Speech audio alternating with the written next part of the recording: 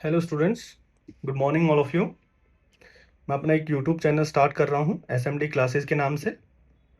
मेरा नाम सौरभ यादव है। मैं यदि अपना एजुकेशन बैकग्राउंड की बात करूँ तो मैंने बीएससी केमिस्ट्री ऑनर्स किया है ग्रेजुएशन में। दूसरा फिर यदि मैं कंपटीशन की बात करता हूँ तो यूपीएससी सीएससी के मैंने 2 बार मेंस लिखे हैं। यूपीएससी सीएपीएफ के मैंने 2 बार इंटरव्यू दिए हैं। और एचसीएस का एक मेंस लिखा है। मैं ये यूट्यूब चैनल क्यों स्टार्ट कर रहा हूँ, पहला क्वेश्चन ये है क्योंकि काफ़ी यूट्यूब चैनल हमारे यूट्यूब पे यदि हम देखते हैं तो, और सभी जो मैं डेल करूँगा आपका वो जीएस सब्जेक्ट करूँगा। ठीक है, तो यूट्यूब पे आपके जीएस सब्जेक्ट के बहुत अच्छे खासे टीचर भी हैं और सभी टीचर अच्छे होते हैं। मैं ये नहीं बोल रहा कि कोई अच्छा है कोई बुरा है।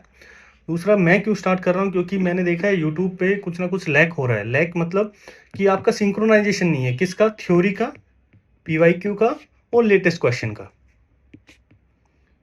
तो इसलिए मुझे लगा कि एक यूट्यूब चैनल स्टार्ट करना चाहिए जो तीनों चीज़ की सिंक्रोनाइजेशन कर पाए, आपका तीनों चीज़ इकट्ठी कर पाए आपकी। ठीक है, तो पहले हम जो भी हम टॉपिक पढ़ेंगे उसके हम थ्योरी करेंगे, उसके बाद हम पीवाईक्यू करेंगे, उसके बाद लेटेस्ट क्वेश्चन है वो करेंगे। लेटेस्ट क्वेश्चन में हम क्या करेंगे, एमसीक्यू बेस जो आपके, दूसरा स्टेटमेंट बेस, तीसरा आपके मैच द फॉलोइंग, तीनों चीज़ हम डील करेंगे। ठीक है, जैसे कि मैं आपका स्टार्टिंग में पढ़ाना स्टार्ट कर रहा हूँ पॉलिटी। पॉलिटी में हम पहला जो टॉपिक करेंगे वो करेंगे मेकिंग ऑफ द कॉन्स्टिट्यूशन। ये पहली बार मैं यूट्यूब कोई वीडियो बना रहा हूँ, तो यदि कोई गलती होती है या कुछ आप सजेशन देना चाहो तो आप कमेंट ओपन रहेगा, आप वहाँ दे सकते हो। दूसरा, जो पीडीएफ में जो मैं आपको बताऊंगा लास्ट में, वो आप टेलीग्राम पे भी देख सकते हो। तो मैं आपके टेलीग्राम चैनल जो लिंक रहेगा वो आपकी वीडियो के नीचे मिल जाएगा आपको। ठीक है, जैसे हम पहला टॉपिक स्टार्ट करें तो मेकिंग ऑफ द कॉन्स्टिट्यूशन। तो हमने जैसे बात करी, पहले हम थ्योरी करेंगे। तो थ्योरी में हम क्या पढ़ेंगे, इसमें हम बाइफरकेट कर लेते हैं अपना जो टॉपिक हम करेंगे इसमें। जैसे पहले करेंगे demand of a constitution assembly, कहाँ से स्टार्ट हुई, किसने स्टार्ट की। यहाँ से बहुत सारे क्वेश्चन बनते हैं आप लोगों के। सेकंड चीज जो हम करेंगे वो करेंगे कंपोजिशन क्या थी कॉन्स्टिट्यूशन असेंबली की। थर्ड थिंग जो हम करेंगे वो करेंगे वर्किंग क्या थी कॉन्स्टिट्यूशन असेंबली की। जो फोर्थ चीज करेंगे कमेटीज क्या क्या बनाई गई थी, बहुत इंपॉर्टेंट टॉपिक है कमेटीज की। मेजर कमेटीज कौन सी थी आपकी, माइनर कमेटीज कौन सी थी आपकी। ठीक है, फिफ्थ टॉपिक करेंगे हम इनेक्टमेंट, कॉन्स्टिट्यूशन का इनेक्टमेंट कब हुआ।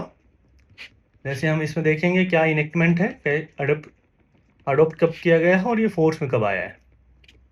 ठीक है, फिफ्थ चीज जो हम देखेंगे वो आपके देखेंगे क्रिटिसिज्म क्या क्या हुए हैं कॉन्स्टिट्यूशन असेंबली को लेके आपका। ठीक है, लास्ट चीज जो हम देखेंगे इंपॉर्टेंट क्या फंक्शन है इसके और क्या कुछ फैक्ट है। ठीक है, तो पहला टॉपिक हम स्टार्ट करते हैं अपना। जैसे हमने देखा था demand of a constitution assembly. जैसे हम देखते हैं कि डिमांड जो यदि हम बात करें तो इसको हम क्रोनोलॉजी के तहत करेंगे। पहली जो डिमांड की गई थी वो 1934 में आपके एम एन रॉय के द्वारा की गई थी कि आपकी कॉन्स्टिट्यूशन असेंबली है वो आपकी होनी चाहिए। ठीक है, जो आइडिया आया था कॉन्स्टिट्यूशन असेंबली का वो एम एन रॉय ने दिया था। तो यदि हम एम एन रॉय की बात करते हैं तो उनको क्या बोलते हैं, pioneer of communist movement of India. यदि आपका क्वेश्चन आ जाता है कि who was considered as the pioneer of the communist movement of India, तो आपका एम एन रॉय रहेगा। ठीक है, तो फर्स्ट जो आइडिया था कॉन्स्टिट्यूशन असेंबली का वो आपके एम एन रॉय ने दिया था। सेकंड, यदि हम बात करते हैं कांग्रेस की तो हम 1935 की बात करेंगे। 1935 में क्या था, जो इंडियन नेशनल कांग्रेस थी उसने ऑफिशियली डिमांड किया था कि आपकी ये कॉन्स्टिट्यूशन असेंबली होनी चाहिए। किसके लिए, किसकी डिमांड की थी, कॉन्स्टिट्यूशन असेंबली की। किस चीज के लिए, कॉन्स्टिट्यूशन को फ्रेम करने के लिए। ठीक है, फिर हम बात करेंगे 1938 की। 1938 में जवाहरलाल नेहरू जी ने किसके बिहाफ पे, ऑन बिहाफ ऑफ द आपका आईएनसी। आईएनसी मतलब इंडियन नेशनल कांग्रेस। ठीक है, तो उन्होंने बोला कि एक आपकी कॉन्स्टिट्यूशन असेंबली होनी चाहिए जो सिर्फ इंडियंस की होनी चाहिए, उसमें कोई भी फॉरेन इन्वॉल्वमेंट नहीं होना चाहिए, और वो आपकी कॉन्स्टिट्यूशन असेंबली के थ्रू हम अपना कॉन्स्टिट्यूशन बनाएंगे with no foreign involvement. Okay, इसके बाद जो हम बात करेंगे, जैसे कि जवाहरलाल नेहरू ने, आईएनसी ने ऑफिशियली डिमांड किया है, तो उसके बाद आपका 1940 ईयर जो आता है, हमने पढ़ा, यदि आप लोगों ने पढ़ा है था अगस्त ऑफर के बारे में, तो उसमें ये डिमांड एक्सेप्ट कर ली गई थी आपकी। ठीक है, तो उसके बाद जो हम करेंगे 1942 की बात करेंगे, जो क्रिस्प मिशन आता है, स्टैफोर्ड क्रिप्स जिनके हेड करते हैं। क्रिस्प मिशन में क्या बोला गया था कि आप इंडियंस अपनी कॉन्स्टिट्यूशन बना सकते हो, लेकिन वर्ल्ड वॉर के 2 के बाद। ठीक है, फिर लेकिन क्रिस्प मिशन क्या हो गया था, क्रिस्प मिशन आपका रिजेक्ट कर दिया था मुस्लिम लीग ने। क्यों? मुस्लिम लीग क्या चाह रही थी? मुस्लिम लीग चाह रही थी कि आपका जो आप बोलने लग रहे हो कि कॉन्स्टिट्यूशन असेंबली होनी चाहिए, तो वो डिमांड कर रहे थे कॉन्स्टिट्यूशन असेंबली, 2 कॉन्स्टिट्यूशन असेंबली होनी चाहिए, क्योंकि वो 2 नेशन स्टेट की आपके बात करने लग रहे थे कि 2 सेपरेट स्टेट होने चाहिए, तो उनके लिए, दोनों के लिए 2 कॉन्स्टिट्यूशन असेंबली होने चाहिए। तो क्रिस्प मिशन आपका रिजेक्ट कर दिया था, रिजेक्टेड बाय मुस्लिम लीग। ठीक है, अब हम बात करते हैं नेक्स्ट आपका 1946। 1946 में क्या आया था आपका? Cabinet mission. ये सब हम पढ़ेंगे जब हम मॉडर्न हिस्ट्री पढ़ेंगे, तो उसमें सबको डेल्ट करेंगे हम। ठीक है, तो आपका कैबिनेट मिशन प्लान आया था। तो पहला क्वेश्चन बनता है कि कैबिनेट मिशन प्लान कब आया था? 1946 में। दूसरा क्वेश्चन जो आपका आएगा, वो क्वेश्चन आएगा कि इसमें कौन कौन आपके मेंबर्स थे। वो क्या थे आपके? एलएसी से आप याद रखोगे, जैसे लाइन ऑफ एक्चुअल कंट्रोल होता है, ये हमने एक्रोनिम बनाया है एलएसी। एलएसी में क्या है आपका? सिंपल। एलएसी में आपका जो रहेगा वो सिंपल क्या रहेगा आपका? Pacific Lawrence. एल से आपका आएगा लॉरेंस। दूसरा ए से आएगा आपका अलेक्जेंडर। ठीक है, सी से आपका क्रिस्प, मतलब स्टैफोर्ड क्रिप्स, एवी अलेक्जेंडर आपका, और पैसिफिक लॉरेंस। ठीक है, ये एलएसी आपका एक्रोनिम आप याद रखना। इसके तहत हमारी कॉन्स्टिट्यूशन असेंबली बनाई गई थी, ये याद रखना। ये क्वेश्चन डायरेक्ट में पूछ लेते हैं, कॉन्स्टिट्यूशन असेंबली कौन से प्लान के अंडर बनाई गई थी? वो था आपका कैबिनेट मिशन प्लान। ठीक है, दूसरा इसमें क्या करोगे आप? उन्होंने क्या याद रखोगे? रिजेक्ट कर दिया था जो मुस्लिम लीग की डिमांड थी कि हमें 2 आपकी अलग सेपरेट कॉन्स्टिट्यूशन असेंबली होनी चाहिए। वो बोले कि नहीं, सिर्फ एक ही कॉन्स्टिट्यूशन असेंबली रहेगी। वो आपके कैबिनेट मिशन के द्वारा ये बोला गया था। ठीक है, तो जैसे कि हमने पढ़ा, पहला हमारा क्या था? Demand of the constitution assembly. इसको क्विक रिवाइज करें तो हम क्या करेंगे? आइडिया किसने दिया कॉन्स्टिट्यूशन असेंबली का? 1934 में एम.एन. रॉय ने। एम.एन. रॉय कौन था? एक पायनियर था कॉन्स्टिट्यूशन मूवमेंट ऑफ इंडिया का। देन आपका 1935 में यदि कांग्रेस की बात करते हैं, इंडियन नेशनल कांग्रेस की, उन्होंने ऑफिशियली डिमांड की थी कि आपकी कॉन्स्टिट्यूशन असेंबली होनी चाहिए टू फ्रेम द कॉन्स्टिट्यूशन। ठीक है, 1938 में क्या हुआ फिर? जवाहरलाल नेहरू का आप याद रखोगे कि उन्होंने बोला कि on behalf of the INC बोला था उन्होंने कि कॉन्स्टिट्यूशन असेंबली होनी चाहिए जो कॉन्स्टिट्यूशन बनाएंगी, और आपका कोई भी non interference of the foreign जो भी इंडिविजुअल्स हैं उनकी कोई भी इंटरफेरेंस नहीं रहनी चाहिए। फिर आपकी ये डिमांड 1940 में अगस्त ऑफर में एक्सेप्ट कर ली गई थी। 1942 में फिर क्रिस्प मिशन आया था, तो उसमें क्या बोला गया कि ठीक है, आप अपना कॉन्स्टिट्यूशन बना सकते हो, लेकिन वर्ल्ड वॉर के 2 के बाद। लेकिन मुस्लिम लीग ने डिमांड नहीं मानी कि आप अपना कॉन्स्टिट्यूशन बना सकते हो, क्योंकि वो सिंगल कॉन्स्टिट्यूशन की बात कर रहे थे, सिंगल कॉन्स्टिट्यूशन असेंबली की बात कर रहे थे। तो उसमें मुस्लिम लीग ने डिमांड की हमने 2 नेशन स्टेट चाहिए, तो इसमें आपका वो मुस्लिम लीग ने रिजेक्ट कर दिया था। तो 1946 में कैबिनेट मिशन प्लान के तहत एलएसी जो हमने पढ़ा एक्रोनिम, जैसे कि लॉरेंस, अलेक्जेंडर एंड क्रिस्प, ठीक है, उसमें कॉन्स्टिट्यूशन असेंबली आपकी फॉर्म हो गई थी, लेकिन उन्होंने रिजेक्ट कर दी थी मुस्लिम्स की डिमांड को, जो मुस्लिम लीग की डिमांड को, जो कि वो बोलने लग रहे थे कि हमें 2 स्टेट चाहिए। ठीक है, तो पहला पार्ट आपका कंप्लीट हो चुका है। दूसरा हम जो करेंगे वो हम करेंगे composition of the constitution assembly. आप स्क्रीनशॉट लेना चाहो ले सकते हो। ठीक है, हाँ, कंपोजिशन हम पढ़ेंगे। कंपोजिशन में हम क्या पढ़ेंगे कि कितने मेंबर आपके इनिशियली थे और बाद में क्या कुछ चेंज हुआ था।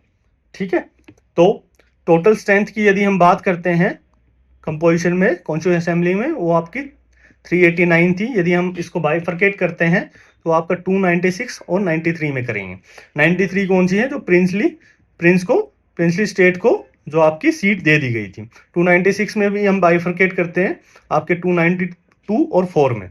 292 में क्या है आपका, जो 11 ब्रिटिश प्रोविंसेस हैं वो आपकी इसमें कवर होगी, मतलब 11 जो ब्रिटिश प्रोविंस है उनके लिए 292 सीट्स है। और 4 सीट कौन सी है, जो आपकी चीफ कमिश्नर्स की थी आपकी, ठीक है। उसमें कौन कौन से आपके रीजन आते हैं, यदि ये क्वेश्चन पूछा गया तो दिल्ली, आपका अजमेर, अजमेर मेवाड़, ठीक है, आपका कुर्ग और आपका बलूचिस्तान, ये 4 रीजन आते हैं इसमें, यदि पूछते हैं तो, यदि आप याद रखना थोड़ा सा ब्रीफ में, ठीक है। अब बाकी जैसे कि अब क्वेश्चन जो इसमें से बन सकते हैं कंपोजिशन में से, हमने ये देखा 389 मेंबर होते हैं, जिसमें 93 प्रिंसली स्टेट है, 296 आपके अदर ब्रिटिश प्रोविंस और चीफ कमिश्नर्स के लिए हमने डिवाइड कर दिए। अब क्वेश्चन बन सकता है इसमें कि जो कॉन्स्टिट्यूशन असेंबली थी आपकी, वो यूनिवर्सल अडल्ट फ्रेंचाइज के बेस पे बनाई गई थी, पहला क्वेश्चन ये बन सकता है आपका। दूसरा, यदि हम बोलें कि ये डायरेक्ट इलेक्शन था या इनडायरेक्ट इलेक्शन था, क्या कुछ था, ठीक है। तो हम क्या बात करते हैं, जो प्रिंसली स्टेट है वो जो भी वहां के लीडर रहेंगे, मतलब प्रिंस रहेंगे, वो नॉमिनेट करेंगे इन मेंबर को 93 को, ठीक है। बाकी जो मेंबर हमने 296 देखे हैं, ये कैसे होंगे, वो इनडायरेक्ट आपका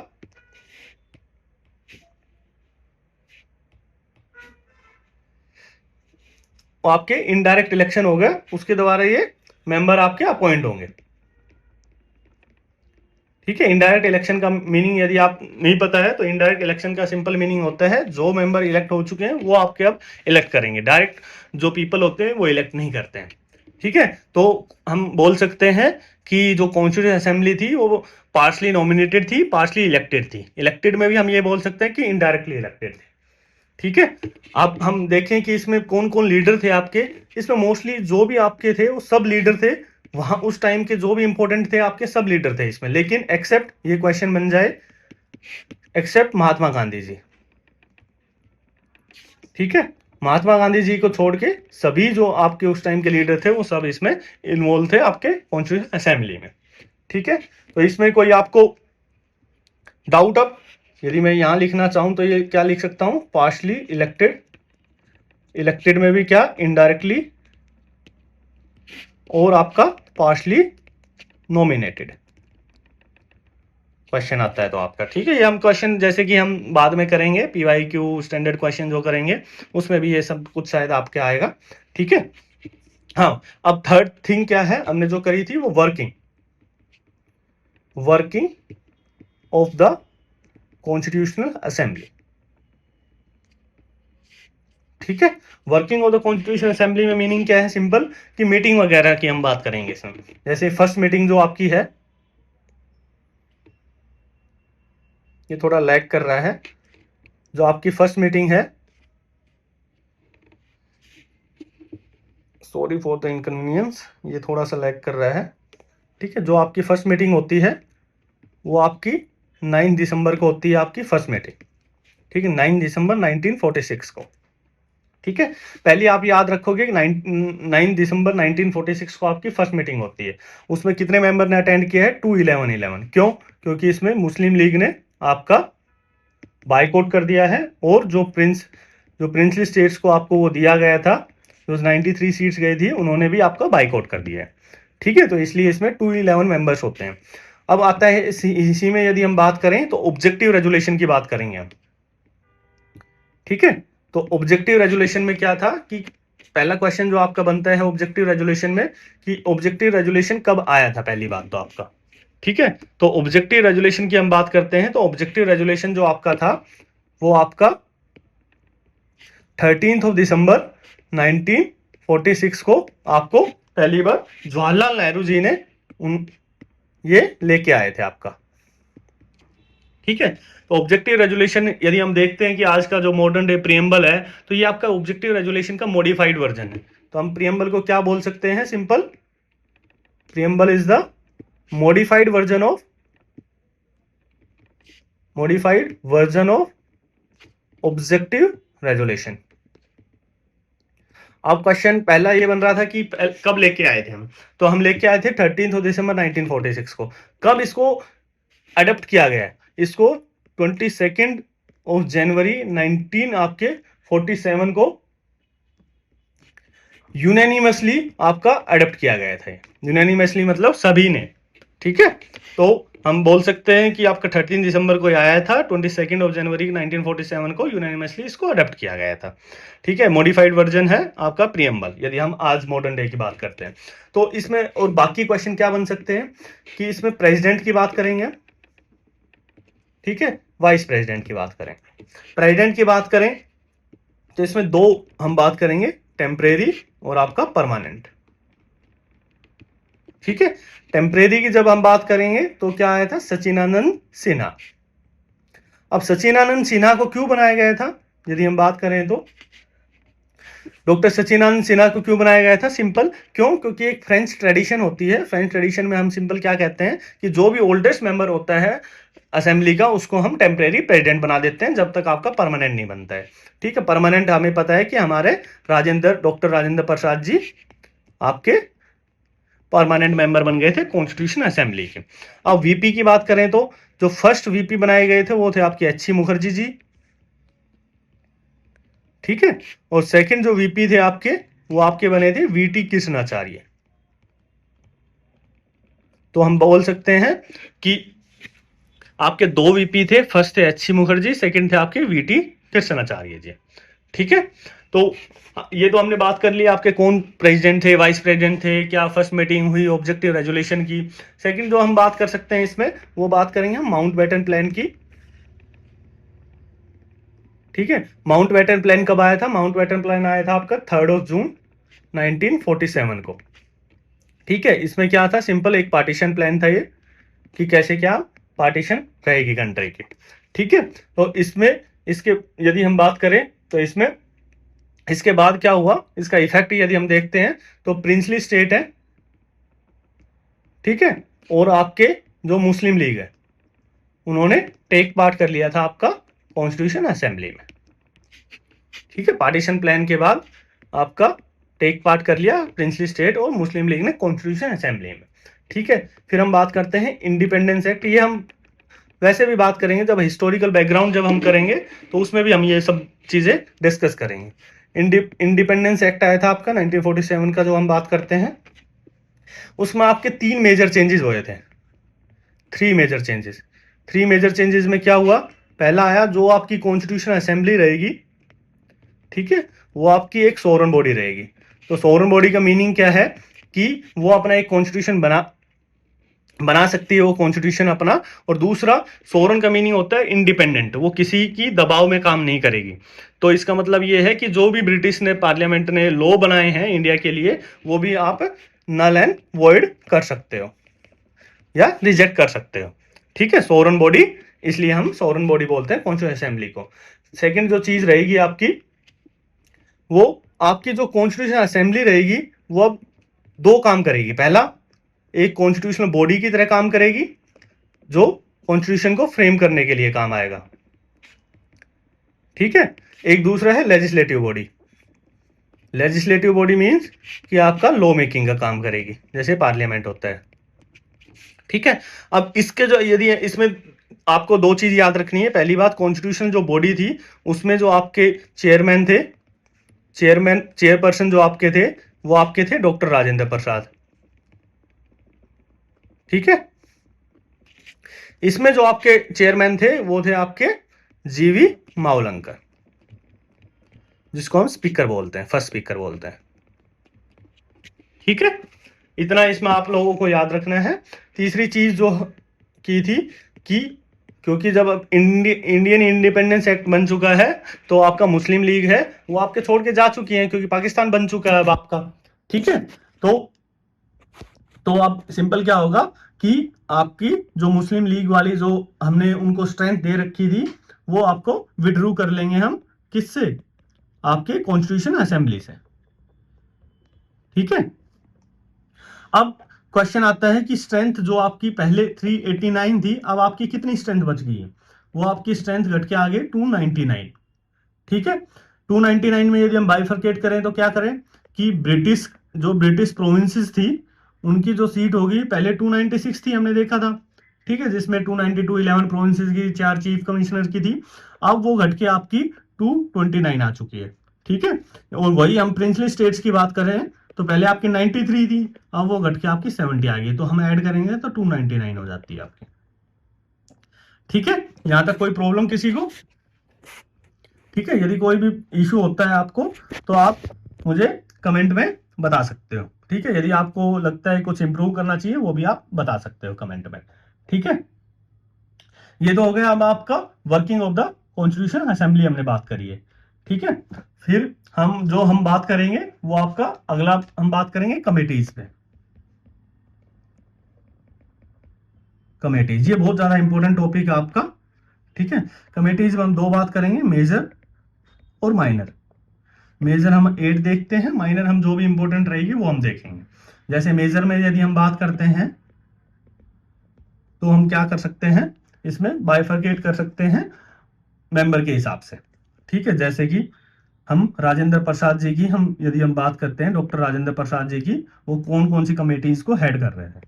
डॉक्टर राजेंद्र प्रसाद की हम देखते हैं, जो कमेटीज थी आपकी, जो रूल मेकिंग कमेटी होती है वो आपकी राजेंद्र प्रसाद जी हेड कर रहे थे, रूल ऑफ प्रोसीजर कमेटी। ठीक है, दूसरी, राजेंद्र प्रसाद जी हम जानते हैं कि वो आपका कॉन्स्टिट्यूशन असेंबली के चेयरपर्सन भी थे, तो वो चेयरपर्सन थे, तो स्टेयरिंग किसके हाथ में होता है? स्टेयरिंग किसके हाथ में होता है? जो चेयरपर्सन होता है उसके हाथ में। तो चेयरपर्सन जो स्टेयरिंग कमेटी है वो भी आपकी राजेंद्र प्रसाद जी आपकी हेड कर रहे थे। दूसरा हम देखते हैं जवाहरलाल नेहरू जी, आपकी इसमें 3 कमेटीज आती हैं जवाहरलाल नेहरू जी में, 2 इनकी होगी, 3 इनकी होगी। ठीक है, तो 3 कमेटीज कौन कौन सी होगी आपकी? पहली आपकी यूनियन पावर कमेटी। जैसे चलो मान लिया कि स्टेयरिंग तो चेयरपर्सन के हाथ में है, लेकिन जो मेन पावर जो पार्लियामेंट्री डेमोक्रेसी में होती है वो किसके हाथ में होती है? पीएम के हाथ में होती है। ठीक है, तो यूनियन पावर की जो कमेटी है वो आपकी हेड कर रहे हैं जवाहरलाल नेहरू जी। ऐसे यूनियन आपकी कॉन्स्टिट्यूशन कमेटी होती है, वो भी आपकी कौन हेड करते हैं?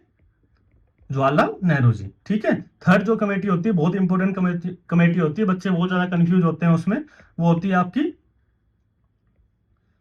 आपकी स्टेट्स कमेटी। ठीक है, जो स्टेट कमेटी हम मोस्टली सरदार वल्लभ भाई पटेल की बात करते हैं, लेकिन जो स्टेट कमेटी है ये आपकी जवाहरलाल नेहरू जी होती है। जो वल्लभ भाई पटेल जी, सरदार वल्लभ भाई पटेल जी करेंगे, वो आपकी प्रोविंसेस जो कमेटीज होती हैं वो आपकी हेड करते हैं सरदार वल्लभ भाई पटेल जी। ठीक है, अब हम सरदार वल्लभ भाई पटेल जी की बात कर लेते हैं। वो भी आपकी मेनली 2 कमेटीज जो होती हैं, मेनली वो हम हेड करवाते हैं। वो हेड कौन सी होती है आपकी? हेड कौन सी करते हैं? वो प्रोविंसेस कमेटी आपकी। ठीक है, दूसरी एडवाइजरी कमेटी, इसमें बहुत सारी कमेटी आएंगी आपकी। एडवाइजरी कमेटी में कौन सी आती है? Advisory committee for the fundamental rights, advisory committee for the आपका माइनॉरिटीज, ठीक है, ट्राइबल अफेयर्स, ठीक है, और आपकी एक्सक्लूडेड एरियाज। ये बहुत सारी कमेटीज हैं। तो हम इसमें बात करते हैं सरदार वल्लभ भाई, 2 हमने मेजर लिए, मतलब प्रोविंसेस और एडवाइजरी कमेटी, ये काफी हो जाती है। इसी में हम सब कमेटीज की भी बात करते हैं। ठीक है, जैसे ये भी बहुत ज्यादा इंपॉर्टेंट क्वेश्चन बन जाते हैं, सब कमेटीज इसी में जो हम बात करते हैं। जैसे सब कमेटी, जैसे सब कमेटी को मैं एससी लिख रहा हूं, सब committees for the fundamental right. Fundamental right के लिए हम क्या बोलते हैं कि कृपा कर दो हमारे फंडामेंटल राइट बचे रहे, तो जेबी कृपलानी जो रहेंगे वो सब कमेटी फंडामेंटल राइट को हेड कर रहे हैं। वही सब कमेटी आपकी यदि हम बात करते हैं माइनॉरिटीज की, माइनॉरिटीज के एम से याद रखोगे, M for minorities, M for H C. Mukherjee.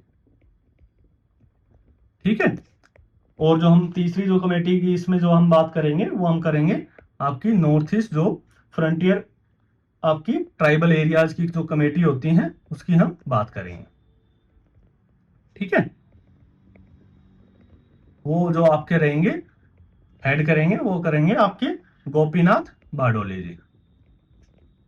तो सब कमेटी में आप बस इतना याद रख लेना, ये 3 सब कमेटी आपकी इंपॉर्टेंट है ये आपके लिए, कि पहली सब कमेटीज फंडामेंटल राइट जेबी कृपलानी, सेकंड सब कमेटीज आपकी माइनॉरिटीज एच.सी. मुखर्जी, थर्ड आपकी नॉर्थ ईस्ट ट्राइबल कमेटी जो आपकी है वो आपकी। ठीक है, ट्राइबल एरिया कमेटी जो होती है आपकी वो। ठीक है, इसके अलावा हम कर चुके हैं। उसमें ड्राफ्टिंग कमेटी आएगी एक आपकी इंपॉर्टेंट। ड्राफ्टिंग कमेटी में क्या है आपकी, बी आर अम्बेडकर जी। ठीक है, अभी जैसे ड्राफ्टिंग कमेटी में अब बी आर अम्बेडकर जी तो आपके चेयरपर्सन हो गए। तो हम देखते हैं इसमें टोटल कितने मेंबर होते हैं, 7 मेंबर होते हैं। तो एक तो मेंबर आपके इंक्लूडिंग चेयरपर्सन, तो एक तो ये हो गए 6 मेंबर। आप कैसे याद रखोगे, ठीक है, 6 मेंबर आप याद रखोगे कि 4 तो आपको कृष्ण भगवान जी के नाम याद होने चाहिए। तो पहले हम देख लेते हैं, गोपाल स्वामी अयंगर, गोपाल स्वामी अयंगर, ठीक है, अल्लादी कृष्णा, कृष्णा स्वामी अय्यर, ठीक है, टीटी कृष्णाचार्य,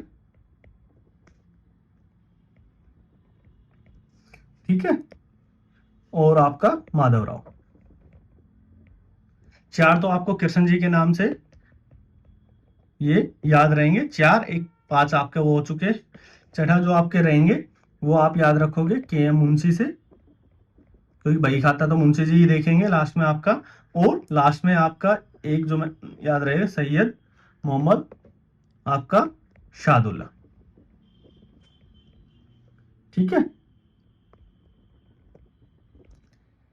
अब इसमें और भी अच्छे क्वेश्चन बन सकते हैं आपके। क्या बन सकते हैं कि जो आपके ये तो हो गए जो 2 मेंबर ये मैंने बताए हैं आपको, ये आपके बाद में ऐड हुए हैं। ये किस किस को रिप्लेस करके ऐड हुए हैं, ये भी आपका क्वेश्चन बन सकता है। जैसे माधव राव जो आपका है वो आपका, जैसे कि M4 आप, M4 माधव राव हो गए, M4 आपका याद रखना है BL मित्तर जी। BL जो मित्तर थे वो पहले इनिशियल जो ड्राफ्टिंग मेंबर के, ड्राफ्टिंग कमेटी है उसके मेंबर थे, फिर उनको रिप्लेस करके उनकी जो BL Mitter ji, due to the ill health of BL Mitter, वो रिप्लेस करते हैं माधव राव से, ठीक है।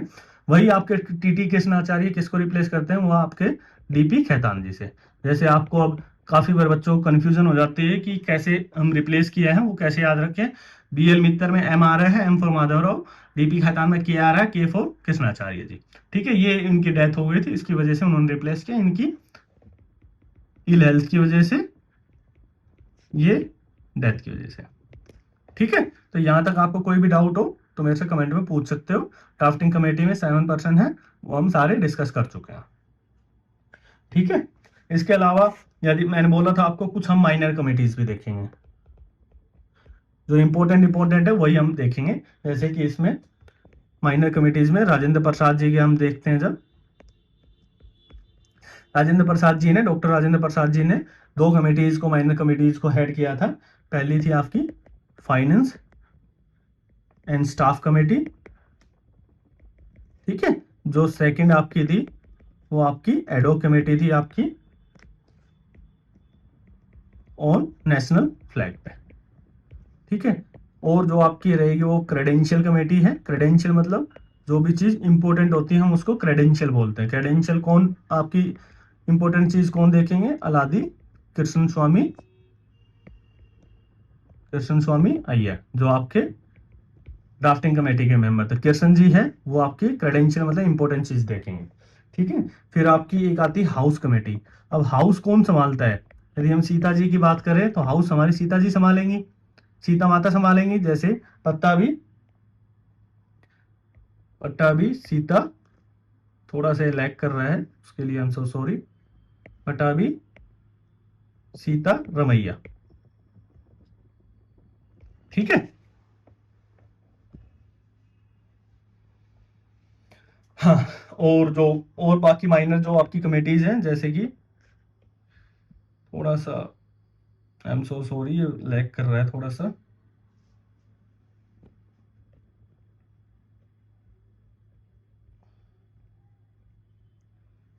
ठीक है। जैसे कि हम नेक्स्ट यदि हम देखते हैं, नेक्स्ट कमेटी जो रहेगी आपकी इंपॉर्टेंट वो रहेगी ऑर्डर ऑफ बिजनेस कमेटी, ठीक है। ऑर्डर ऑफ बिजनेस, जैसे बिजनेस कौन संभालते हैं, जो मुंशी जी होते हैं वो आपके बिजनेस संभालते हैं, ठीक है। जैसे कि हम इसमें बात करते हैं, थोड़ा सा लैग कर रहा है, थोड़ा सा पेशेंस रखिए आप लोग।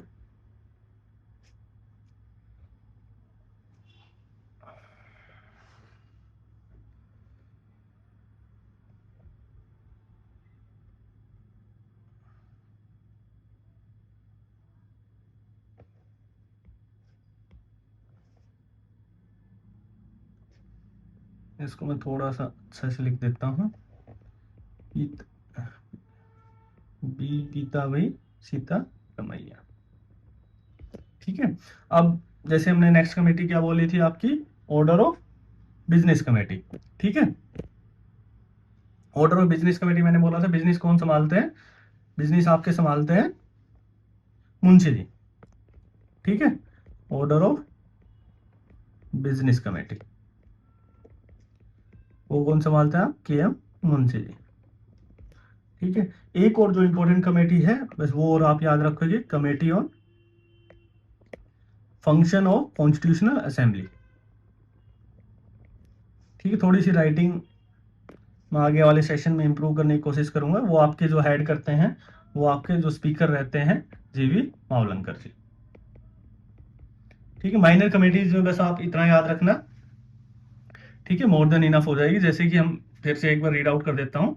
डॉक्टर राजेंद्र प्रसाद जी ने आपकी 2 कमेटीज को हेड किया था, फाइनेंस एंड आपकी स्टाफ कमेटी, दूसरी आपकी एडोक कमेटी और नेशनल फ्लैग थी। दूसरी क्रेडेंशियल कमेटी, इंपॉर्टेंट बात करते हैं, क्रेडेंशियल मतलब जो इंपॉर्टेंट चीज है, अलादी कृष्ण स्वामी अयंगर। ठीक है, फिर आपकी हाउस कमेटी होती है B Pattabhi Sitaramayya. Order of business committee मैंने बिजनेस बताया था, बिजनेस मतलब के.एम. मुंशी, हाउस मतलब सीता जी। ठीक है, committee on function of constitutional assembly जीवी मावलंकर। ठीक है, थोड़ा सा हम जल्दी से करते हैं। फिर आपका आता है इनेक्टमेंट। ठीक है, इनेक्टमेंट ऑफ द कॉन्स्टिट्यूशन की यदि हम बात करते हैं तो इसमें हम 2 चीज बात करेंगे। पहली 26 नवंबर 1949, फिर 26 आपकी जनवरी 1950। 26 नवंबर को आपके फाइनल आपकी जो मीटिंग होती है वो होती है। बाकी उसमें क्या होता है कि थर्ड रीडिंग में हम इसमें जो हमारा कॉन्स्टिट्यूशन होता है, थोड़ा सा सेलेक्ट कर रहा है ये, जो हमारा कॉन्स्टिट्यूशन होता है उस दिन हम अपने कॉन्स्टिट्यूशन को अडेप्ट करते हैं। ठीक है, ये क्वेश्चन ये सीधे वर्ड पूछ लेते हैं आपका, अडेप्ट करते हैं, इनेक्ट करते हैं, और तीसरा गिव देमसेल्व्स दिस कॉन्स्टिट्यूशन। ठीक है, जो 26 जनवरी 1950 होता है उसमें हम कॉन्स्टिट्यूशन को आपका हम बोलते हैं कमेंसमेंट ऑफ द कॉन्स्टिट्यूशन, मतलब एनफोर्स में हम लेके आ चुके हैं। ठीक है, तो हमने जैसे कि मान लेते हैं 26 नवंबर को क्यों नहीं किया, क्योंकि इसका रेलेवेंस था कि 26 जनवरी को हमारे, यदि हम बात करते हैं 1930 में पूर्ण स्वराज है वो हमारा डे बनाया गया था। पूर्ण स्वराज डे कब डिसाइड हुआ था आपका, दिसंबर 1929 लाहौर सेशन में। किसने प्रिसाइड किया था ये आपका 1929 लाहौर सेशन में, किसने प्रिसाइड किया था आपका, जवाहरलाल नेहरू जी ने। ठीक है, ये आप इसमें याद रखोगे इनेक्टमेंट में। दूसरा यदि हम बात करेंगे कि कितने के आर्टिकल आए थे आपके आपके 395 आर्टिकल्स थे। ठीक है, 8 स्केड्यूल्स थे आपके, 22 पार्ट्स थे। ठीक है, ये आप याद रखो। और आज की यदि हम आज की बात करें तो आपके यही आर्टिकल आपके हो चुके हैं 448। आज के दिन की बात करता हूं तो ये आपके 12 हो चुके हैं, या आपके 25 हो चुके हैं। ठीक है, तो ये थोड़ा सा आप स्टैटिक भी याद रखोगे इसमें सब कुछ। ठीक है, और फिर हम बात करते हैं क्रिटिसिज्म की। क्रिटिसिज्म जैसे कि यूपीएससी, ये जो मैं वीडियो बना रहा हूँ सभी बच्चों के लिए है जो भी 1 डे एग्जाम देना चाह रहे हैं, या यूपीएससी का सीएपीएफ सीडीएस या आपके सीएससी है उसमें भी आपके यूजफुल रहेगी। ठीक है, यदि हम क्रिटिसिज्म की बात करते हैं तो क्रिटिसिज्म में हम क्या बोलते हैं बेसिकली कि जो कॉन्स्टिट्यूशन असेंबली है हमारी वो रिप्रेजेंटेटिव बॉडी नहीं है। रिप्रेजेंटेटिव बॉडी क्यों नहीं है, क्योंकि वो डायरेक्टली इलेक्टेड नहीं है। ये मैं बोल के बता देता हूँ थोड़ा, क्योंकि जो है आईपैड है वो थोड़ा हैंग हो रहा है। ठीक है, तो मैं बोल के बता देता हूँ। दूसरा, क्योंकि ये 1 डे एग्जाम वालों के लिए थोड़ा सा कम रेलेवेंट है, नॉट ए रिप्रेजेंटेटिव बॉडी क्योंकि डायरेक्टली इलेक्टेड नहीं है, नॉट ए सोवरन बॉडी क्योंकि ये कॉन्स्टिट्यूशन असेंबली है। सोवरेनिटी क्यों नहीं बोल रहे हैं, क्योंकि ये ब्रिटिश के कैबिनेट मिशन प्लान के अंडर आई है आपके। ठीक है, काफी लोग बोलते हैं इसको टाइम कंज्यूमिंग। इसमें हम थोड़ा सा जो 1 डे एग्जाम है उनके लिए भी यूजफुल रहेगा। इसमें एक मेंबर होते हैं आपके नजीउद्दीन अहमद। ठीक है, नजीउद्दीन अहमद क्या बोलते हैं, जो भी आपकी ड्राफ्टिंग कमेटी है ना उनको वो बोलते हैं ड्रिफ्टिंग कमेटी। ड्रिफ्टिंग कमेटी का मीनिंग क्या है, सिंपल, जो कि बहुत स्लो स्लो काम करती है। क्योंकि यदि हम बात करें तो कितना टाइम लग गया था आपका 2 years 11 months और आपके 18 डेज। ठीक है, तो हम याद रखेंगे कि किसने आपकी ड्राफ्टिंग कमेटी को ड्राफ्टिंग कमेटी बोला है, वो है था आपका नजरुद्दीन अहमद जी। ठीक है, एक दूसरा इसमें और क्या याद रखेंगे हम, एक और नाम याद रखेंगे, वो हम नाम याद रखेंगे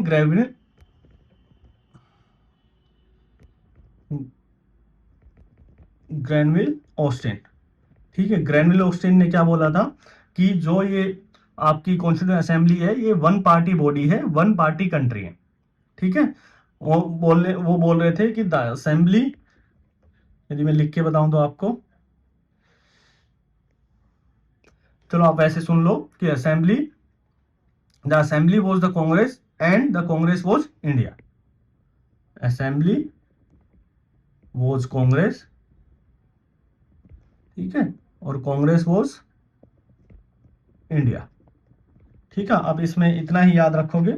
लास्ट का जो हमारा थ्योरी का पार्ट है वो हम कर लेते हैं। इसमें क्या रहेगा, आपका जो इंपॉर्टेंट फंक्शंस है और आपके फैक्ट्स है। ठीक है, इसमें इंपॉर्टेंट फंक्शन में यदि हम बात करते हैं तो बेसिकली आप कुछ चीज हम क्या करेंगे कि कब आपका रेटिफाइड किया गया कि कॉमनवेल्थ मेंबरशिप, ये क्योंकि डायरेक्ट क्वेश्चन पूछ लेते हैं वनडे एग्जाम में, कॉमनवेल्थ जो मेंबरशिप है उसको कब रेटिफाइड किया गया, मई 1949 में। ठीक है, ऐसे ही आपका नेशनल फ्लैग कब आपका अडॉप्ट किया गया, नेशनल फ्लैग किया गया था 22 जुलाई 1947 में। ठीक है, ऐसे ही आपका नेशनल एंथम और आपका सॉन्ग, ठीक है, ये आपका 24 जैन 1950 को। ठीक है, ऐसे ही आपके डॉक्टर राजेंद्र प्रसाद जी कब पहली बार प्रेसिडेंट बने, 24 जैन 1950 को। ठीक है, ये हम बात कर चुके हैं कि आपका कितना टाइम पीरियड लगा था, कि 2 years 11 months एंड 18 days। ठीक है, जो लैग कर रहा है उसके लिए आई एम सो सॉरी। ठीक है, नेक्स्ट टाइम से मैं इंश्योर करूंगा कि ये लैग ना करे, कुछ ना कुछ ऐसा और कुछ लेके आने की ट्राई करेंगे। दूसरा हम इसमें जो ऐड कर सकते हैं, टोटल सेशंस आपके 11 हुए थे। ठीक है, टोटल एक्सपेंडिचर की बात करते हैं हम, क्योंकि डायरेक्ट क्वेश्चन काफी बार पूछ लेते हैं। 64 lakhs आपका है। ठीक है, 11 सेशन से टोटल एक्सपेंडिचर, यदि हमने बोले कि कंट्री की कौन कौन सी कंट्रीज से हमने कितनी कंट्रीज से किया, अप्रोक्स 60 कंट्रीज थी हमारी। ठीक है, और हमने कॉन्स्टिट्यूशन कितने दिन में ड्राफ्ट कर लिया था, ये 114 days था आपका। ठीक है, इसमें कुछ थोड़ी सी और इंपॉर्टेंट चीजें हैं, जैसे कि आपका चीफ ड्राफ्टमैन कौन है कॉन्स्टिट्यूशन का, वो आपके होते हैं SN मुखर्जी जी। ठीक है, HC मुखर्जी अलग है जो वाइस प्रेसिडेंट भी थे, SN मुखर्जी आपके अलग है। ठीक है, फिर आपके पूछ लेते हैं कि हु वाज द कैलीग्राफर। ठीक है, आपके कैलीग्राफर कौन थे, आपके कैलीग्राफर कौन थे, आपके प्रेम, आपके प्रेम बिहारी नारायण रायजादा। ठीक है, उसके अलावा यदि हम बोले कि हु वाज, किसने डेकोरेट किया, किसने ब्यूटीफाई किया, तो वो आपके शांति निकेतन स्कूल से बिलोंग करते हैं। इसको थोड़ा सा अच्छे से लिखना, शांति निकेतन स्कूल। ठीक है, तो वो कौन थे, नंदलाल बोस। ठीक है, और आपका बी राम मनोहर, ठीक है, सिन्हा। ये इन्होंने आपके कॉन्स्टिट्यूशन को क्या किया था, ब्यूटिफिकेशन का काम किया था। ठीक है, और यदि हम, ये तो आपके हो गया इंग्लिश कॉन्स्टिट्यूशन का, इंग्लिश लैंग्वेज में। ठीक है, यदि हम बात करें यही हिंदी लैंग्वेज में, तो हिंदी लैंग्वेज जो आपका नाम रहेंगे वो रहेंगे वसंत, एक बार मैं अच्छे से लिख देता हूँ, वसंत कृष्णन आपके वाडिया। ठीक है, हिंदी की बात करें, हिंदी कॉन्स्टिट्यूशन को किसने कैलीग्राफ किया। ठीक है। तो वसंत कृष्ण वैद्य ने। इंग्लिश की बात करते हैं कैलीग्राफी की, तो प्रेम बिहारी नारायण रायजादा ने। जो ब्यूटिफिकेशन की बात करते हैं आपकी, तो वो Shanti Niketan school, Nandlal Bose and B Ram Manohar आपका सिन्हा। ठीक है। और यही बात हम बात करते हैं कि हिंदी कॉन्स्टिट्यूशन को किसने आपका ब्यूटिफाई किया, वो आपके नंदलाल बोस जी ने किया था। ठीक है। ये आपकी ऑलमोस्ट थ्योरी हो चुकी है। एक दो चीज और देख लेते हैं हम। सिंबल क्या था, सिंबल या सील ऑफ द कॉन्स्टिट्यूशन, हम एलिफेंट का, एलिफेंट क्योंकि बिगर साइज की बात करते हैं, रिटन कॉन्स्टिट्यूशन जो हमारा होता है। और आपके कॉन्स्टिट्यूशनल एडवाइजर कौन थे, एक दो चीज और देख लेते हैं, वो आपके BN राव जी थे। ठीक है। और सेक्रेटरी कौन थे आपके कॉन्स्टिट्यूशन असेंबली की बात करते हैं तो वो आपके HV अयंगर जी थे। ठीक है। तो मोस्टली आपकी थ्योरी आपकी कवर हो चुकी है। यहाँ पे हम अब एक PDF अटैच करते हैं जो कि आपके क्वेश्चन को डील करेंगे। ठीक है।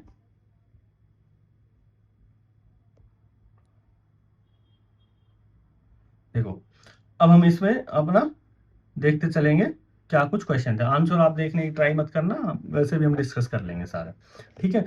पहला question, who was the first person to put forward the idea of constitution assembly for India in 1934। ठीक है। तो ये हमने देख चुके थे, हमने किसने पहले बताया था 1934 में MN रॉय जी ने बताया था। MN रॉय जी के बारे में हमने और क्या देखा था, MN रॉय जी ने, ये मैं थोड़ी पेंसिल अलग कर लेता हूँ सिलेक्ट। MN रॉय जी 1934 में, जिसको हम pioneer of the communist movement of India भी बोलते हैं। ठीक है। इसका MN रॉय जी हो गया। ये आपके CGL 2017 में RRB NTPC में आया।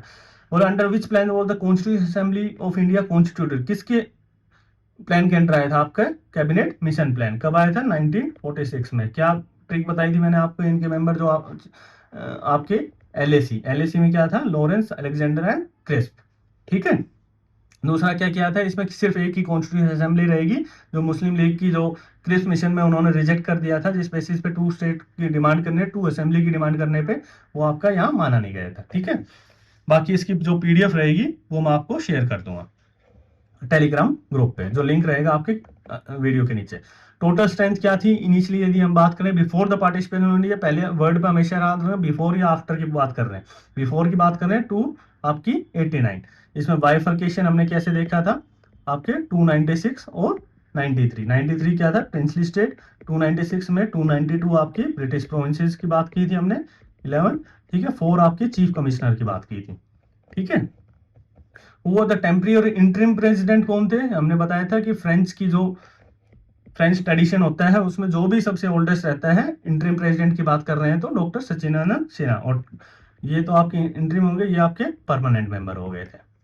ठीक है। बोले who move the objective resolution, ये हमने बात की थी, कब आपका ऑब्जेक्टिव रेजोल्यूशन मूव हुआ था 13 दिसंबर 1946 में। ठीक है। किसके द्वारा किया गया था, जवाहरलाल नेहरू के द्वारा। हमने फिर बताया था कि मॉडिफाइड वर्जन क्या होता है, इसका प्रीएम्बल होता है। ठीक है। और ये कब आपका बिल्कुल पास हो गया था, आपका यूनानिमस पास हुआ था 22 जैन 1947 को। ठीक है। वो the constitution adviser of the constitution assembly, हमने बात की थी, कौन था कॉन्स्टिट्यूशन एडवाइजर, आपके BN राव जी थे। ठीक है। लास्ट में जब हमने फैक्ट्स की बात कर रहे थे। तीसरा टॉपिक आता है कमेटीज एंड ड्राफ्टिंग की बात करते हैं। On which day the constitution drafting committee setup, किस डेट को ड्राफ्टिंग कमेटी सेटअप हुई थी आपकी 29 अगस्त 19, ये हमने शायद थ्योरी में डिस्कस नहीं किया, 1947 को। ठीक है। Who among the following was not a member of drafting committee, कौन मेंबर नहीं थे आपके ड्राफ्टिंग कमेटी के, मैंने बताया था 7 मेंबर थे आपके।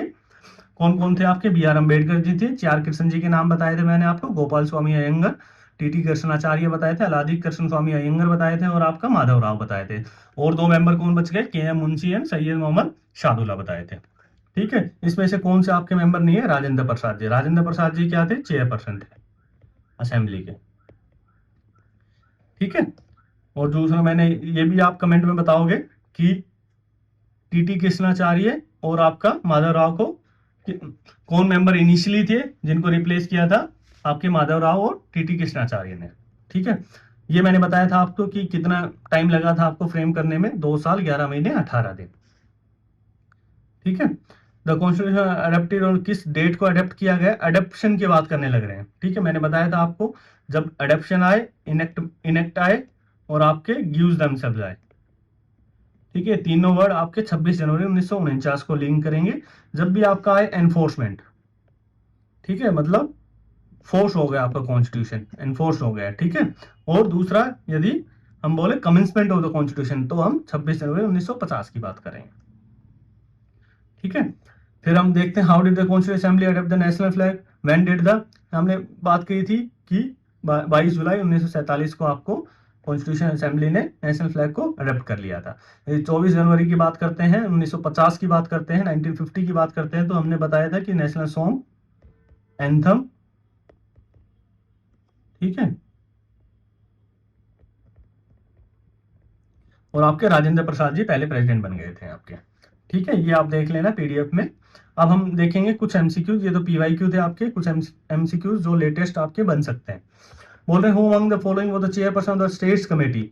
अब इसमें बच्चे बहुत ज्यादा कंफ्यूज होते हैं, इसलिए आपके बनाए गए। स्टेट्स कमेटी के किसने हेड की थी? आपकी जवाहरलाल नेहरू ने। यदि यही प्रोविंस कमेटी आ जाती तो आपकी सरदार वल्लभ भाई पटेल जी ने।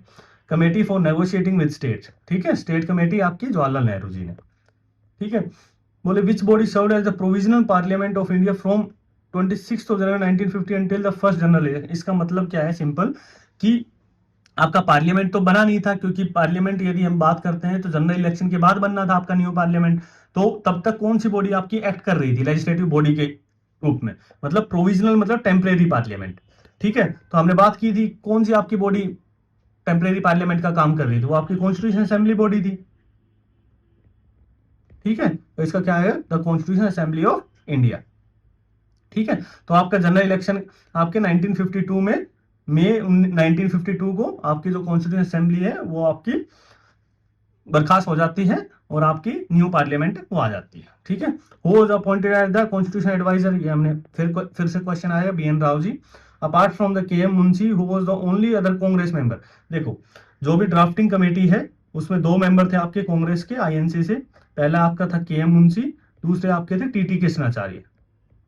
यदि हम बात करें कि टीटी, यदि इनिशियल पूछ ले तो आपके केएम मुंशी जी थे सिर्फ, ठीक है, क्योंकि टीटी कृष्णाचार्य रिप्लेस करके आए थे। किसको रिप्लेस करके आए थे?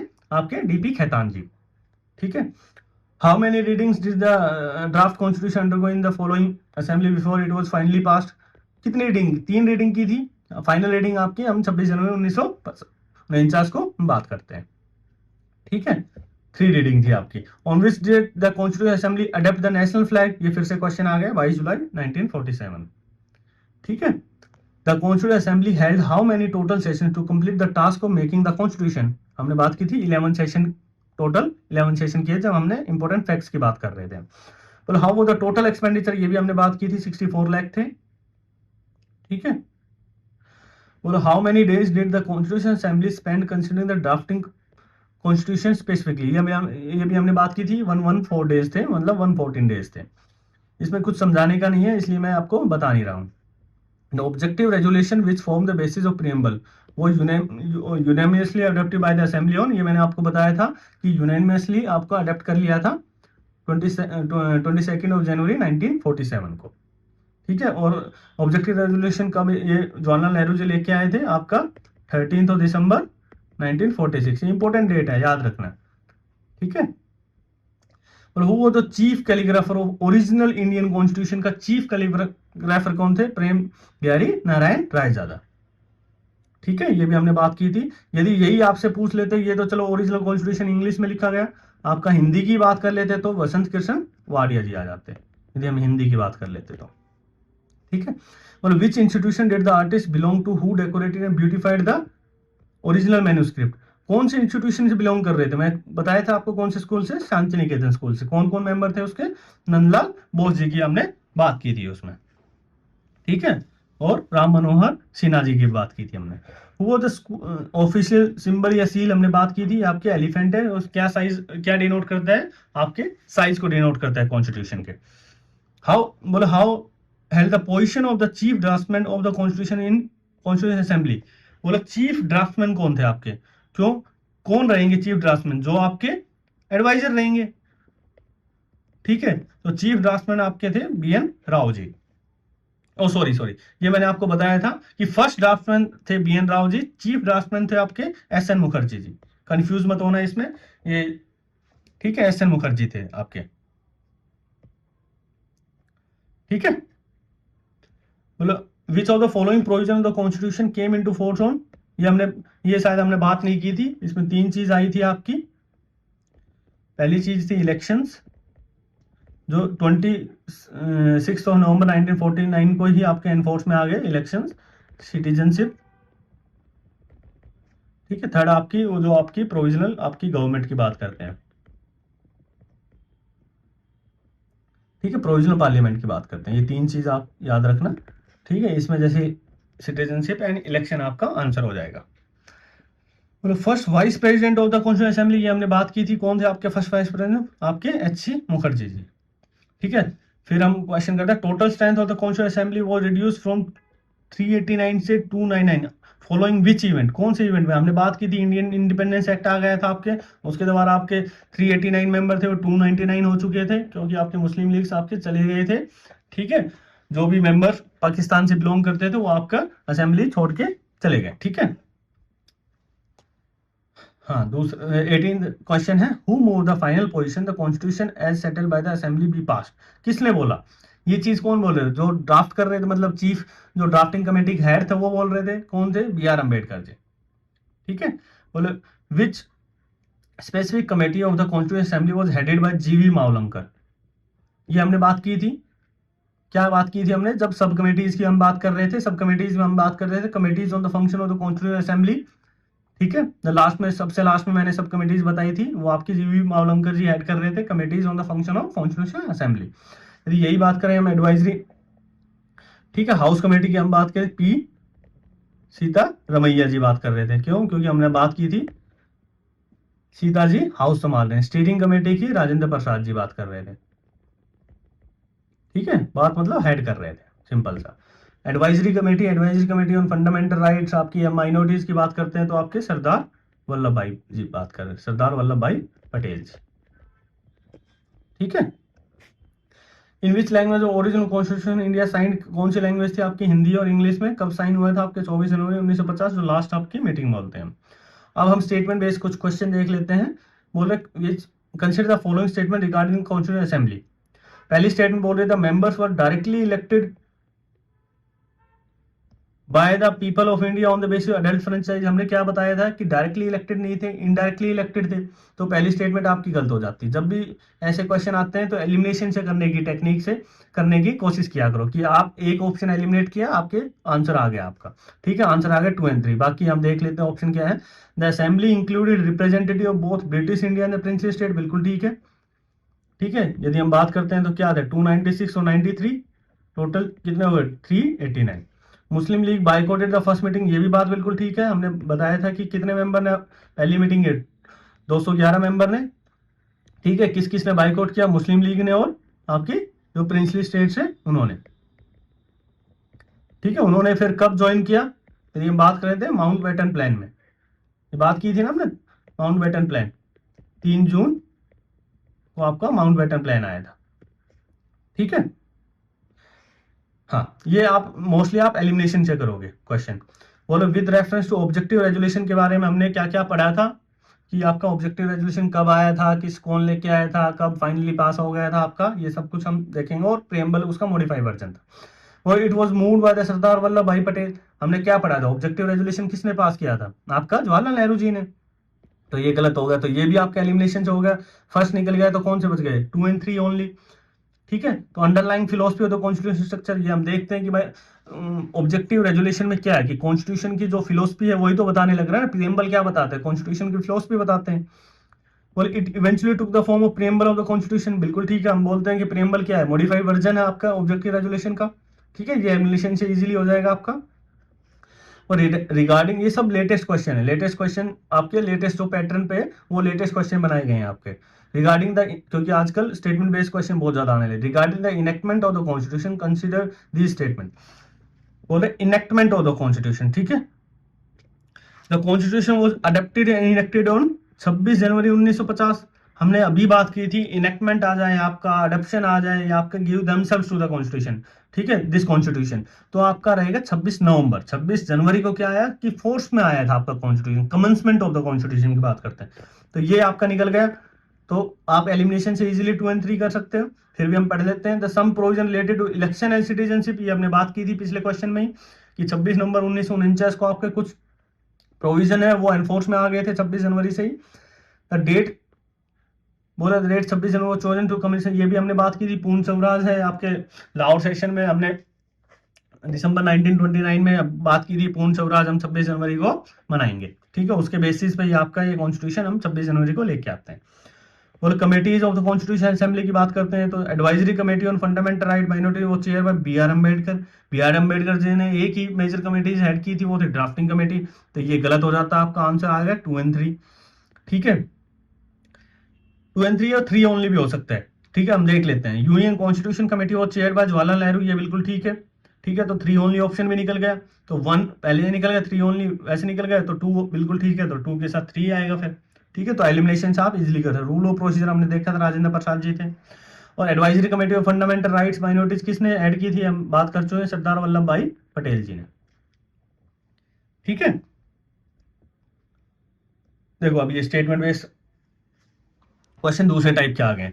पहली स्टेटमेंट बोल रहे थे constitution assembly was sovereign body, ये बिल्कुल ठीक है। ये किसने बोला था आपने, मैंने बताया था आपकी इंडियन इंडिपेंडेंस एक्ट में 3 चेंजेस आए थे। पहला चेंज यही था कॉन्स्टिट्यूशन असेंबली जो आपकी रहेगी वो सोवरेन बॉडी की तरह एक्ट करेगी। सोवरेन बॉडी मैंने बताया था इंडिपेंडेंट रहेगी, इंडिपेंडेंट मतलब वो आपने लॉ मेकिंग कर सकती है, जो पुराने लॉज है उनको रिपील कर सकती है इजीली, ठीक है, रिपील मतलब हटा देना। दूसरी स्टेटमेंट इट कुड एब्रोगेट है, दूसरी स्टेटमेंट यही तो आपको बताने लग रही है। देखो सोवरेन बॉडी रहेगी तभी तो ये कर पाएगी, आप ये सोचा करो, मतलब ये कभी भी ऐसे आता है ना करेक्ट एक्सप्लेनेशन है या नहीं है, तो सिंपल ये सोचो कि पहली यदि स्टेटमेंट दूसरी स्टेटमेंट को एक्सप्लेन कर रही है, मतलब दूसरी स्टेटमेंट पहली को एक्सप्लेन कर रही है, क्यों बोल रहे हैं ये the constitution assembly was a sovereign body because it can abrogate or alter any law made by the British parliament in relation to, तभी सोवरेन बॉडी है तभी तो ये एब्रोगेट कर पा रही है, तो एक्सप्लेनेशन तो दे ही रही है ये बिल्कुल, ठीक है। तो इसमें आप सोच सकते हो, क्योंकि लगा सकते हो, बिकॉज लगा सकते हो, दो लगा सकते हो, ठीक है, तो ये आप वर्ड्स यूज करके इसमें एक्सप्लेनेशन में देख सकते हो। और which of the following statement about the composition assembly is correct, seat were allotted in proportion to respective population, बिल्कुल ठीक बात है, आज भी यही देखते हैं। The representative of princely state were to be nominated by the head of the princely, बिल्कुल ठीक है, हमने देखा था कि आपकी partially nominated partially elected body, elected में इनडायरेक्टली इलेक्टेड है, ठीक है। Total strength assembly was fixed under the cabinet mission plan, ये भी आपकी बिल्कुल ठीक है, तो आपके ऑप्शन क्या हो गए 1, 2 और 3, ठीक है। Consider the following statement regarding drafting committee, it was set up on 29 of अगस्त 1947, ये हमने देखा था कि यही ड्राफ्ट कमेटी आपकी 29 अगस्त 1947 को आपको सेटअप की गई थी, कंसिस्ट ऑफ 7 मेंबर्स, ये भी बिल्कुल ठीक है, बी आर अम्बेडकर जी इसके हेड रहते हैं, ठीक है। बाकी मेंबर आप कमेंट सेक्शन में बताओगे कौन कौन से मेंबर थे। बोल रहे हैं consider the following statement about the function perform by the constitution assembly, बोले it ratified India's membership of commonwealth in May 1947, जब हम इंपॉर्टेंट फंक्शन कर रहे थे, मई 1949 सॉरी, जब हम इंपॉर्टेंट फंक्शन कर रहे थे पहला हमने पॉइंट यही देखा था। It adopted the national flag national song 24 जनवरी 1950, बिल्कुल ठीक है। राजेंद्र प्रसाद जी आपके पहले प्रेसिडेंट बने थे कब, 26 ऑफ जनवरी 1950, ठीक है। विच of the following is correct, आपके 1 और 2 नहीं, ये मैंने बताया था ना आपको 3 चीज हुई थी मेनली 24 जनवरी को, क्या नेशनल सॉन्ग, थोड़ा सा इसको अच्छे से लिखो तो नेशनल सॉन्ग, नेशनल एंथम,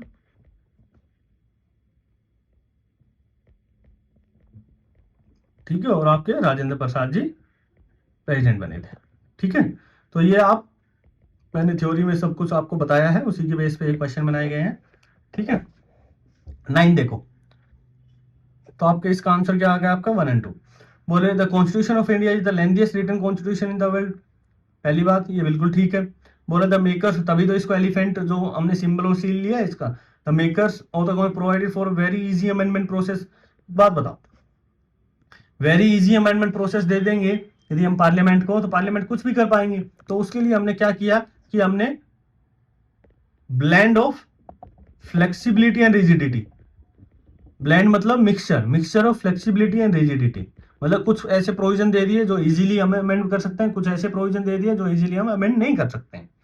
ठीक है, तो आपकी पहली स्टेटमेंट बिल्कुल गलत है, और कुछ सॉरी पहली स्टेटमेंट बिल्कुल ठीक है, सेकंड स्टेटमेंट आपकी गलत है, तो सेकंड स्टेटमेंट आपकी फर्स्ट ऑप्शन में गलत हो गई है। ठीक है, अब ये देखो 10th क्वेश्चन, फिर हम मैच द फॉलोइंग करेंगे। Consider the following statement regarding 1947 independence act, हमने पढ़ा था। The it made the constitution assembly is full sovereign body, बिल्कुल ठीक है।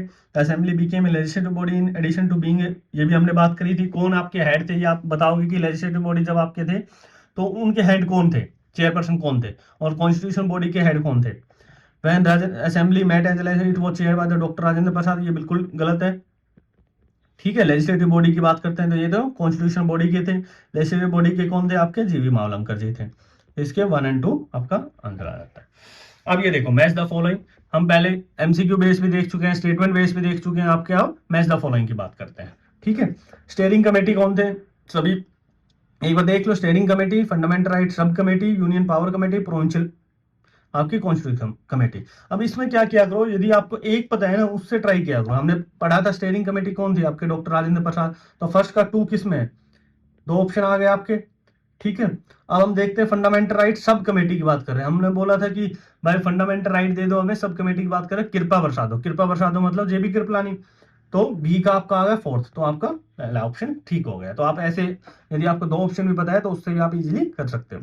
यूनियन पावर कमेटी, हम पावर की बात करते हैं कि पीएम के अंडर ही रहेगी जवाहरलाल नेहरू, और प्रोविंसेस जो आपकी कॉन्स्टिट्यूशन कमेटी है आपकी सरदार पटेल जी थे। ठीक है, तो सेम ऐसे एच वी अयंगर हमने बात की थी, एच वी अयंगर कौन थे आपके, सेक्रेटरी थे। ठीक है, तो पहले का आपका 2, पहले का 2 2 ऑप्शन में है।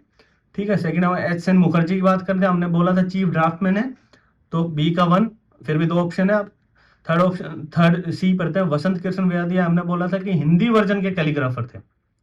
ठीक है, तो सी का थर्ड आएगा, तो आपका बी ऑप्शन सही हो जाता है।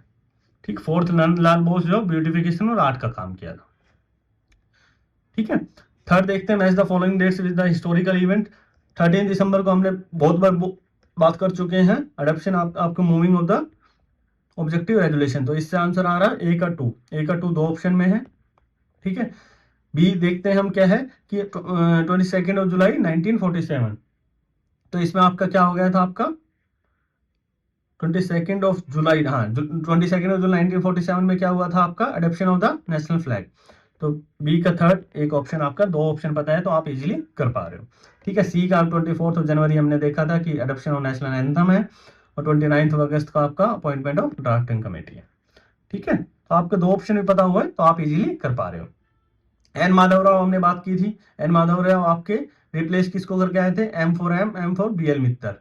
ठीक है, तो ए का आपका 2 आ रहा है, ए का 2 2 ऑप्शन में है। टीटी कृष्णाचार्य किसको रिप्लेस कर, के फॉर कृष्णाचार्य, के फॉर डीपी खैतान, बी का 1 2 ऑप्शन में है। सी का देख के एम मुंशी, के एम मुंशी हमने बात की थी कि ओरिजिनल कांग्रेस मेंबर थे। ठीक है, ओरिजिनल कांग्रेस मेंबर, सी का क्या आ रहा है 4th, तो आपका सी ऑप्शन ठीक हो जाता है। ठीक है, सैयद मोहम्मद आपके ओनली मुस्लिम लीग थे। या हम इसको एक और तरीके से कर सकते हैं कि आप ये आपको यदि आप डी ऑप्शन देखते हैं तो सैयद मोहम्मद सादुल्ला थे only Muslim member from league, तो इसी से आपका आंसर आ जा रहा है। ठीक है, यदि आप स्टार्टिंग से नहीं कर रहे, आपको सैयद मोहम्मद सादुल्ला को ऑप्शन भी इजी दे रखे हैं, तो आप इजीली आपका इसका आंसर आप इजीली निकाल सकते हो। ठीक है, देखो अब लास्ट क्वेश्चन है इस सीरीज का, मेकिंग ऑफ द कॉन्स्टिट्यूशन में, तो ये क्वेश्चन और देख लेते हैं हम। First draft of the constitution, italic calligraphy, chairperson और टेम्परेरी आपका प्रेसिडेंट। टेम्परेरी प्रेसिडेंट से स्टार्ट करते हैं हम। टेम्परेरी प्रेसिडेंट हमने बात करी थी, डॉक्टर सचिदानंद सिन्हा थे, तो डी का थर्ड ए के ऑप्शन में आ रहा है, तो ये आपका आंसर हो जाता है। बाकी हम देख लेते हैं chairperson, chairman of the assembly कौन थे आपके, ये हमें पता ही है आपके डॉक्टर राजेंद्र प्रसाद जी थे, इससे भी आपका ऑप्शन से आ रहा है। इटैलिक कैलीग्राफर हमने पता था प्रेम बिहारी नारायण रायजादा थे जिसने कैलीग्राफी की थी इटैलिक उसमें फ्लो में। ठीक है, तो first draft of the constitution ये आपका sir B N Rao ji थे।